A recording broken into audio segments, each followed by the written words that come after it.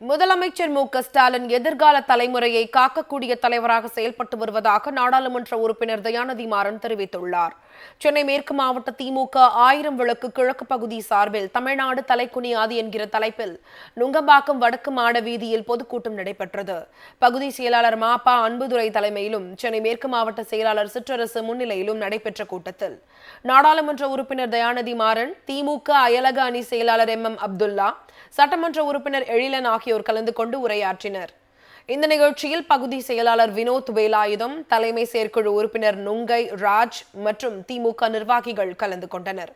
கூட்டத்தில் பேசிய தயாநிதி மாறன், முதலமைச்சர் ஸ்டாலின் எதிர்கால தலைமுறையை காக்கக்கூடிய தலைவராக செயல்பட்டு வருவதாக கூறினார். தேர்தல் வந்துச்சுன்னா வெற்றி வெற்றி வெற்றி தான் ஒரே இலக்குதான்.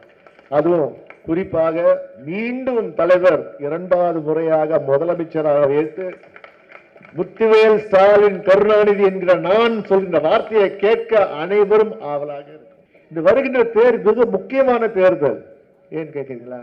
சமீபத்தில் பராசக்தி படத்தை, புதிய பராசக்தி படத்தை பார்த்தேன். நீங்க எல்லாம் பார்த்திருப்பீங்க.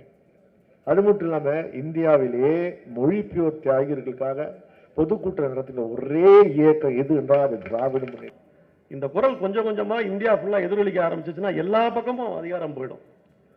ஒரு காலம் இருந்தது, தமிழ்நாட்டுக்கு வாண்டி நம்முடைய குரல் போகல, கும்முடி புண்டியோட நம்ம குரல் நின்று போயிடும்.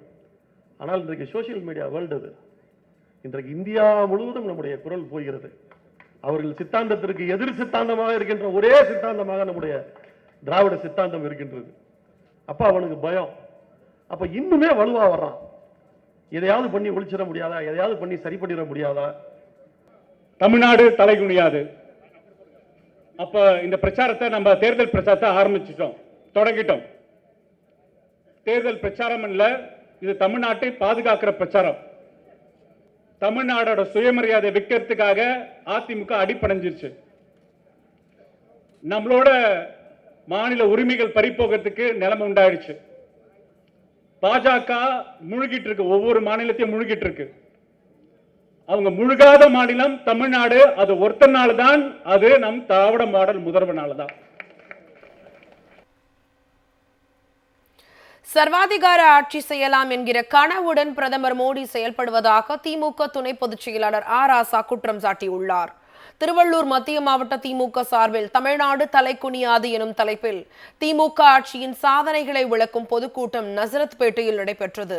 பூவிருந்தவல்லி கிழக்கு ஒன்றிய செயலாளர் கமலேஷ் ஏற்பாட்டில் சிறுபான்மையினர் நலத்துறை அமைச்சர் சாமு நாசர் தலைமையில் நடைபெற்ற நிகழ்ச்சியில் திமுக துணை பொதுச் செயலாளர் ராசா MP, சட்டமன்ற உறுப்பினர் இனிகோ இருதயராஜ் ஆகியோர் பங்கேற்று சிறப்புரையாற்றினர். இந்த நிகழ்ச்சியில் சட்டமன்ற உறுப்பினர் கிருஷ்ணசாமி, தலைமை கழக பேச்சாளர் சைதை சாதிக், தொகுதி பொறுப்பாளர் செல்வராஜ் உள்ளிட்ட பலர் கலந்து கொண்டனர். கூட்டத்தில் பேசிய ராசா, முதலமைச்சர் ஸ்டாலின் ஒரு தனிப்பட்ட நபர் அல்ல, அவர் பின்னால் பெரியார், அண்ணா, கலைஞர் ஆகியோர் இருப்பதால் கொள்கை பிடிப்போடு இருப்பதாக கூறினார்.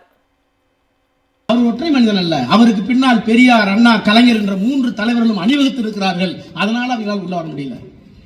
இப்ப இந்தியாவை சிதைக்கணும்னா இருக்கிற ஒரே இடங்கள் ஸ்டாலின் தான். இவரை வீழ்த்தி விட்டால் நம்முடைய கனவு பலிக்கும்.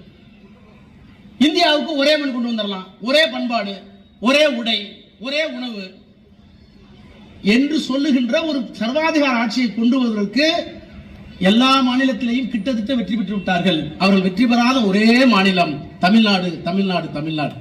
மோடி சொன்னார், பெருமையா சொன்னார், இவங்க வாரிசு அரசுன்னு சொல்லிட்டு போனார். ஆக இன்னைக்கு பாத்தீங்கன்னா அவர் சுத்தி வச்சிருக்க அத்தனை பேரையும் வாரிசா வச்சுக்கிட்டாரு மேடையில.